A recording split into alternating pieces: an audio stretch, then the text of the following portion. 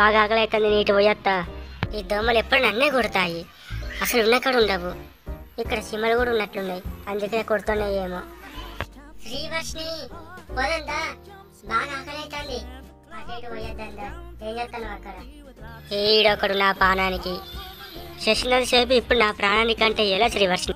నేను పోతున్నా దీపక్క, నువ్వు వీడుంటే ఏదో ఒకటి అంటాను నన్ను. గట్లనే పోతావు పో ప్రణయ్ గారితోటి. మళ్ళా నా సహాయం కోరినప్పుడు చెప్తా మీ సంగతి. శ్రీవర్షిని ఆ దీప మాటలు ఏం పట్టించుకోకు, ఆమె ఎప్పుడు అలానే చెప్తుంది. ఏ పోహే అటు. ఈరోజు శ్రీవర్షిని బాగా కోపంగా ఉన్నట్టుంది, కొంచెం అటు ఇటు పోయి తింటా. ఈయన్ని ఎలాగైనా వదిలించుకోవాలి. ఈ మధ్య వీడు నా వెంట బాగా పడతాడు, సంగతి చెప్పాలి. రగన్ నా ప్రణయ్ గాని నా వెంట రగన్ చెప్పే. శ్రీవర్షిని రఘుగానికి ఏమో చెప్తాంది. శ్రీవర్షిని ఏం చెప్తానో నువ్వు? ఆ రఘుగానికి ఏం చెప్పకు మన గురించి.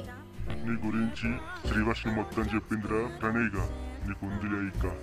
బామ్మో, ఈ శ్రీవర్షిని ఏమో చేసేటట్టుంది.